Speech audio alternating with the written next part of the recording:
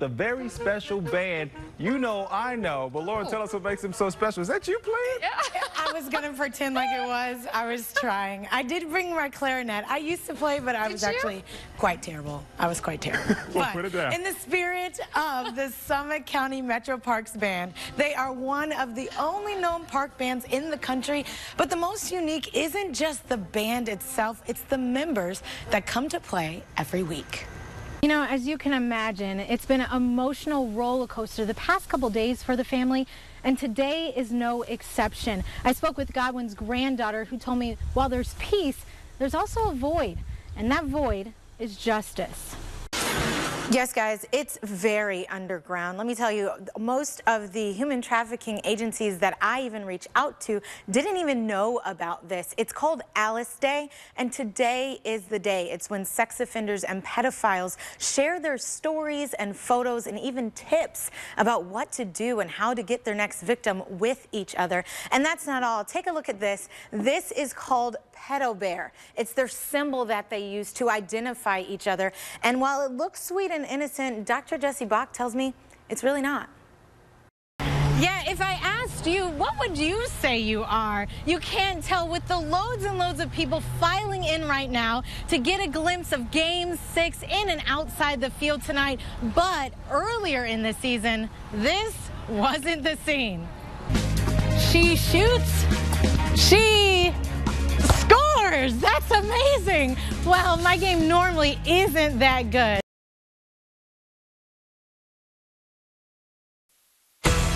Bridging the racial divide, one word, one friendship, one brushstroke at a time. A local group is now taking its thoughts and creativity to the streets. News 5's Lauren Wilson went along to show how the group is trying to promote peace. It takes both sides to build a bridge, and that's just representative of our group. In this group, there are no sides. We have our two hands like this. I gained a sense of understanding. Just faces and stories. We intentionally brought together a group of people that are from all different backgrounds. Like Brianna Canada. I thought it was really cool that it was other like-minded individuals like me, you know, who care about the issues and want to see a change. And Eric Rodriguez. And sharing, you know, something intimate. You know, creating is something intimate. Different life experiences brought together through the Project Neighborhood Connections. Both Brianna and Eric admit initially it was nerve-wracking to facilitate conversations about race. Just like me. But are now embracing the growth from it. It's part of that healing and that communication, that exchange that happens that really allows for the conversations around structural racism not to be so painful. But that's only the beginning. Now they're putting their ideas on display. Using the bridge on Cedar Avenue as a canvas. Get our creative juices flowing. That bridge represents the division. You need to come from both sides to cross that bridge and meet in the middle. The one word they use to describe the personal impact. Breakthrough. I would say empowering. It's invigorating. Which brings us back to this bridge and a strand of DNA, the one thing that makes us all human. And it's the message that's painted on this bridge here on Cedar Avenue. The group hoping that message leaks through the rest of the city. In Cleveland, Lauren Wilson, News 5. Morning, time now 5:44. Welcome back.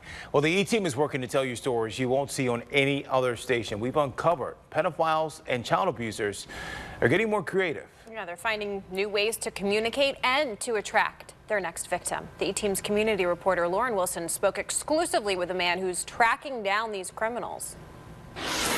Yes, guys, it's very underground. Let me tell you, most of the human trafficking agencies that I even reach out to didn't even know about this. It's called Alice Day, and today is the day. It's when sex offenders and pedophiles share their stories and photos and even tips about what to do and how to get their next victim with each other. And that's not all. Take a look at this. This is called Pedo Bear. It's their symbol that they use to identify each other. And while it looks sweet and innocent, Dr. Jessie Bach tells me it's really not. When you saw Pedo Bear, you knew that the person who posted that or had a sticker was secretly into pedophilic tendencies. Now it's become a meme. It's taken, you know, a viral sensation. That trend is what Dr. Bach tells me is most disturbing. He and his team conduct research. They also help victims track and find their abusers. He tells me while Alice Day does exist and is alarming, these pedophiles are on the prowl every day. Adding, there are websites on what's called the darknet, too graphic to show on TV, and our area is a hotspot for these transactions. We have a very large discrepancy in wealth. We have a wealth gap. Very affluent people abutting people in poverty. You have the highway system and you have a large transient amounts of population. So everything is ripe for exploitation. Very serious stuff, but he says parents should be talking to their kids, making sure they know what giving consent really means and telling them if you see something wrong and if it feels wrong, be sure to tell someone. For the E-Team, I'm Lauren Wilson.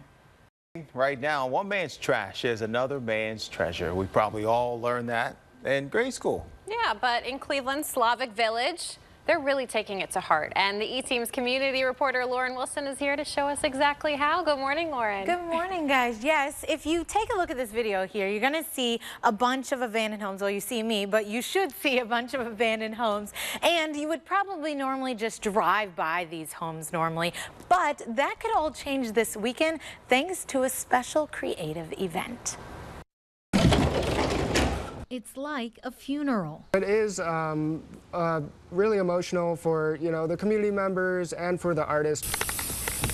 But artists like Dana Depew are saying goodbye in style. It's our opportunity as well as an obligation to, in essence, give these spaces a proper eulogy. They're kind of cast off and vacant, and they were thriving at one time. Depew is one of 100 artists who have been working in, on, and around these 5 abandoned homes, getting ready for this special farewell art exhibit. It gives them a chance to do ideas or projects that they technically or necessarily would never have been able to do. Like this 2-story drop of hanging toilet paper rolls that's gone through the roof. Or this massive cloud coming from this guy. How about this ladder here forcing its way outside the house?